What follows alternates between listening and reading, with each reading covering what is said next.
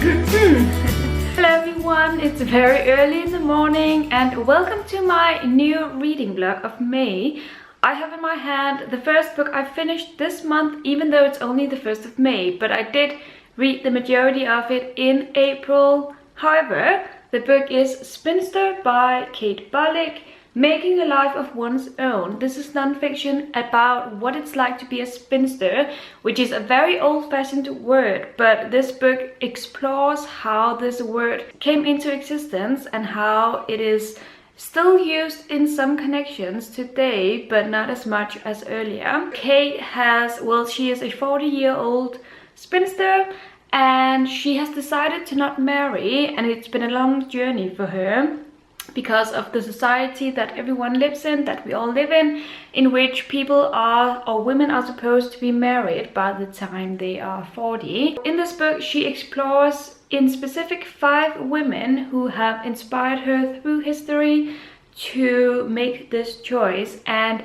while this book was very entertaining and interesting to read, I did like some of its topics.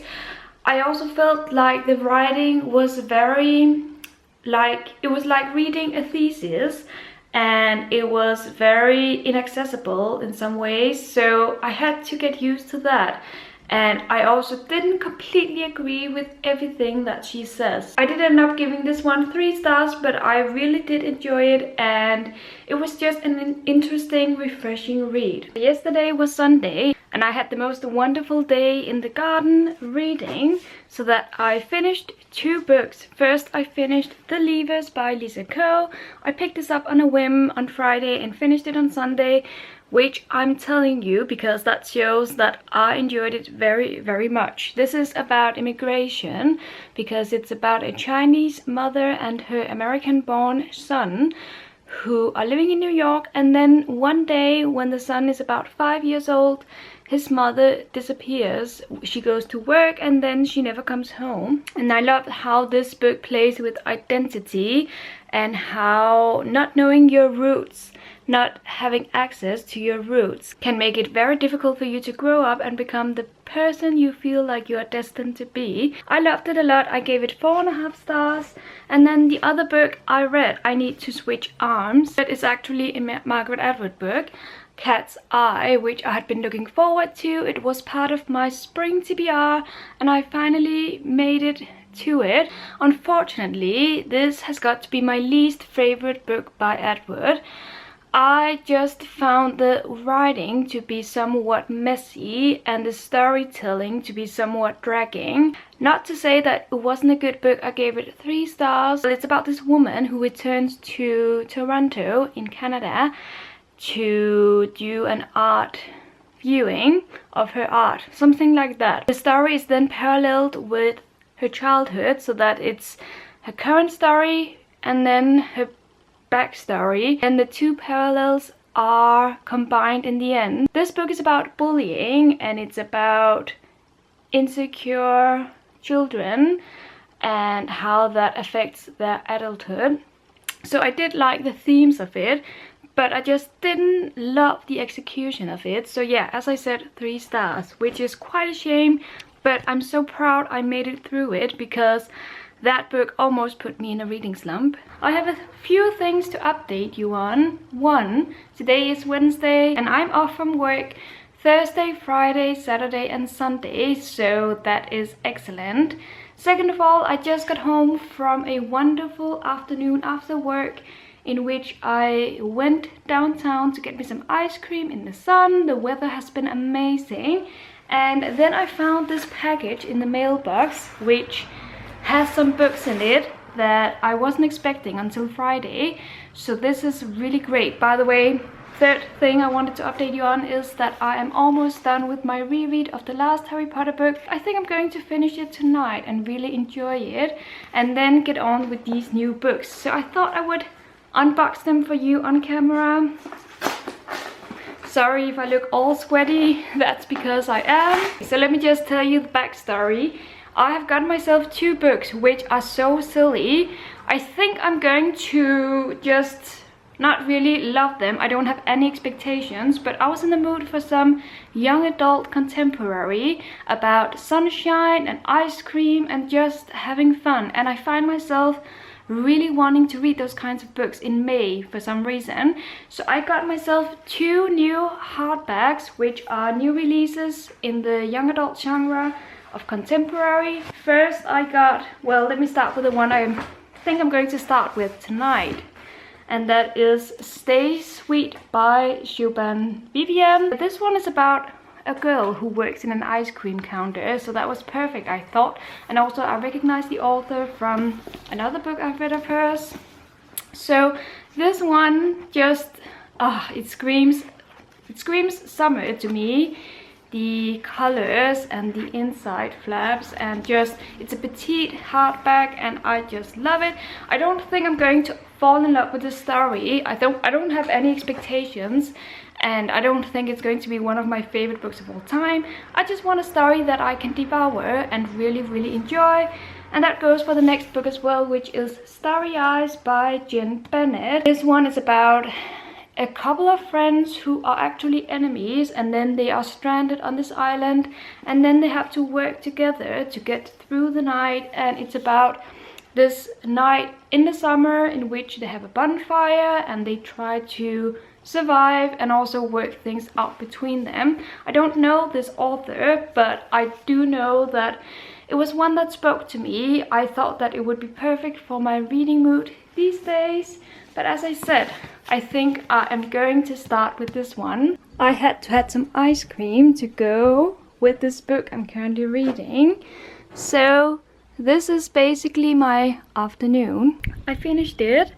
It was good. It was what I expected. A fluffy contemporary about ice cream and summer, and romance was even in there. Surprisingly enough, I gave it 3 stars. It was a good read. Some people have said that this book is feminist, which I don't think I agree with. I mean, it's a bit, I think it's stretching it a bit too much. I don't think it's very feminist. I think it's just a word to make us buy the book. I don't know, but I did enjoy it. It was what I wanted, and yeah, now I need to go get me some more ice cream. I think this will be my 5th ice cream of the week, but I blame this book.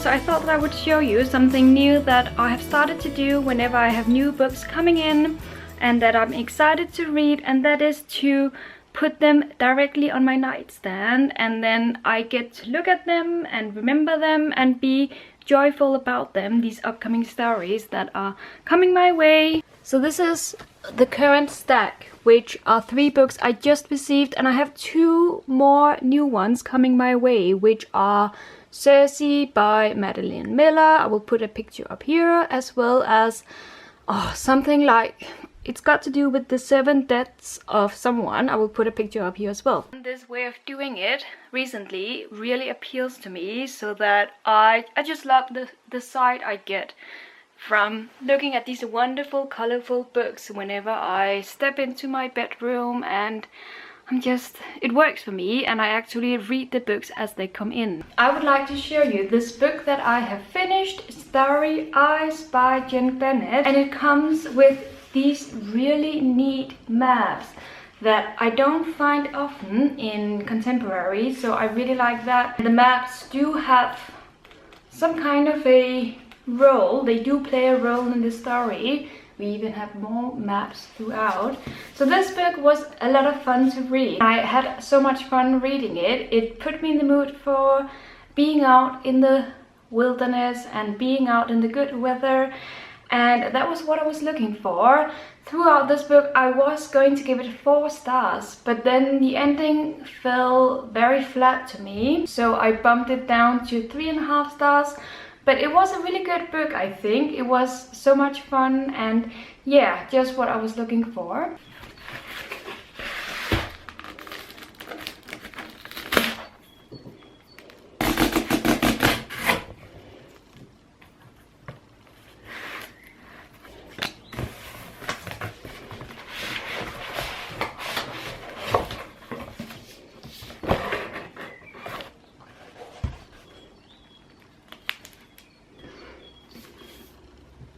first book and I had to smell it. It smells normal.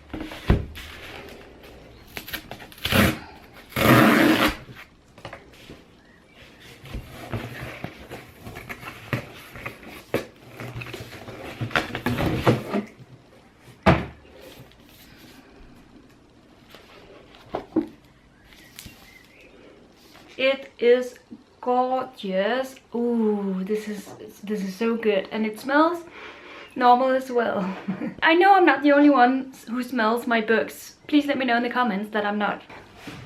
I'm getting too old for this. I want to talk about this book that I have now read, and which frankly disappointed me a little bit because I had too high expectations for it. I believe I did read Meg Wollitzer's The Interestings some years back, and I loved that one, and that was the reason why I was eager to get my hands on this one and read it.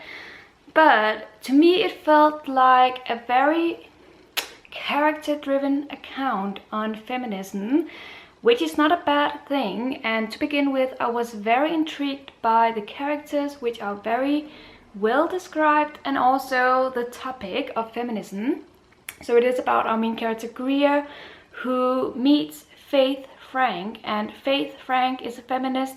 She inspires Greer to go on this journey to work for women's rights. That is interesting, but what was disappointing was the fact that it was too character driven, not enough was going on, and it felt like the characters were stagnant. They didn't develop that much. It basically felt like whenever they took 2 steps forward, they also took 1 step back. And that goes for their work on feminism as well. So it felt so stagnant to read this book. It felt hopeless. It felt like an endless circle. And I didn't like that reading experience. So by the end, I was a bit frustrated also with the way the characters started behaving, the things that Meg Wolitzer started to explain to the reader. I don't need for the author to explain things to me. I want to discover them myself. So I did like parts of it. I gave it 3 stars, but not the 5-star read that I was hoping for, which is fine. But I'm glad I've read it. It did give me something. It gave me a view on feminism and the struggle that this is. I just finished this book, so you are getting my immediate reactions. I finished it like 2 minutes ago, and it was a mind blow. Maybe I should tell you what the book is. The 7 Deaths of Evelyn Hardcastle by Stuart Turton. It's a very popular book. A lot of people have read it, a lot of people have loved it, and that's the reason why I was intrigued. Even though this is not a genre that I read a lot from, because it is a crime fiction book which deals with a man who wakes up at this ball, and every time he wakes up he is in a different body, and he then has to find out who killed Evelyn Hardcastle at this ball. As I said, I just finished it after having read it over a couple of days, which was quite an experience. First of all, I love this book.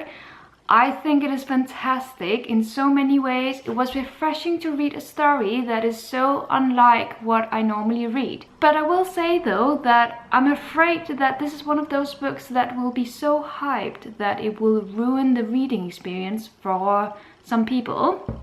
Because even though I do find this to be fantastic, it's not one of my favorite books of all time, but it's still a really great story. It's original, and also what I like about it is that when I initially started reading it, I thought that it would be, well, when the main character wakes up in a new body, I thought we would follow that body and those experiences until the end and then continue with the next body. But that's not what happens, and I loved it. He is basically jumping around these personas, and I'm not going to tell you how that works, but it works well. The ending was mind-blowing. I didn't see it coming. I loved it. It was cleverly written, and this is why I shouldn't film immediate reactions, because I tend to ramble, but this book deserves it, and I do think I'm going to give it 5 stars because it was just really, really worth it.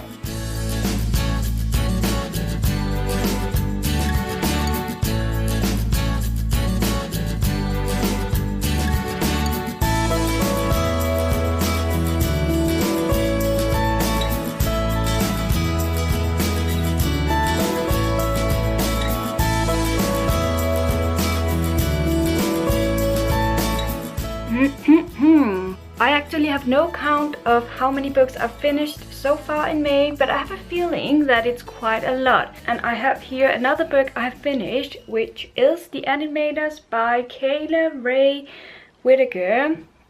I hope the lighting is okay in here. So as the cover shows you, this is a book about animation, and it's about a journey, about a friendship that suffers from this journey but also grows strong from it.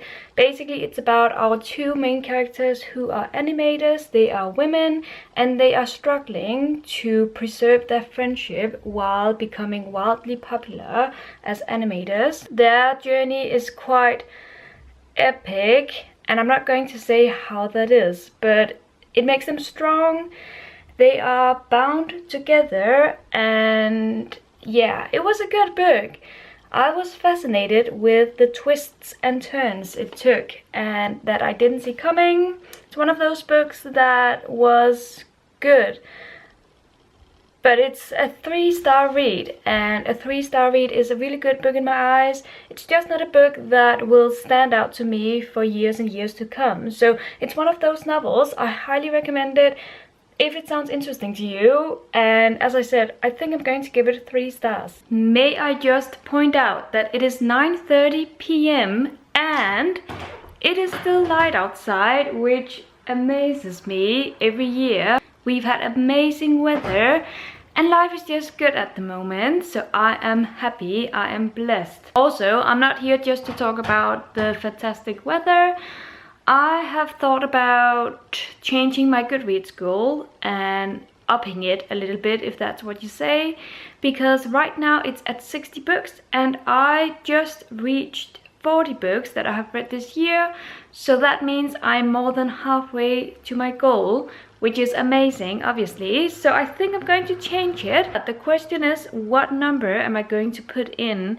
I'm thinking 75, but maybe I should push myself a little bit and put it at 80 or 90. So basically, let me know in the comments, what do you think should be the magic number?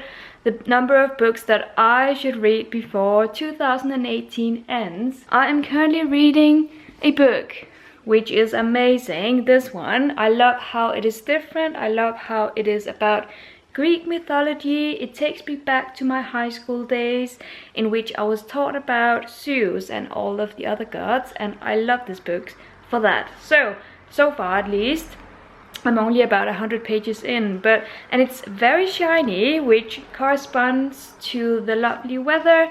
I'm rambling, I will leave you now, but see you in my next clip, which sounds super cheesy. It turns out this book I have been reading was pretty damn amazing. I just finished Circe. Anyway, I just finished this book by Madeline Miller, and it was amazing. It was refreshing to read a story based on Greek mythology, so that's a thing. The retelling part was quite amazing. The story worked so well. Well, it did feel a bit like a long journey. We basically follow the life of Circe, and she has a string of things coming for her, so it could have been very bad, so that it would have felt like an adventure story where things had to happen all the time, but it didn't feel like that. That was my point.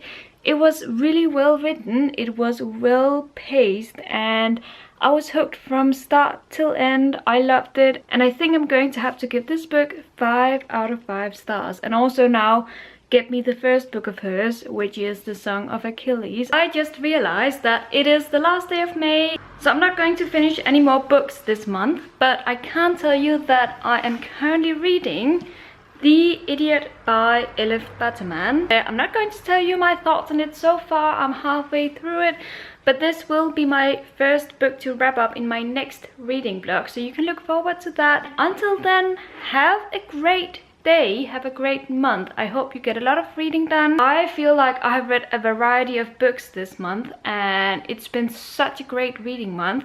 I don't think I've ever eaten as much ice cream as I have done this month. This May has been amazing in Denmark. Great weather, such a great reading month, just a really good time. It's been a really good time. So yeah, I'm ending this on a very positive note, and I will see you in my next reading vlog. And until then, happy reading and happy June, I guess.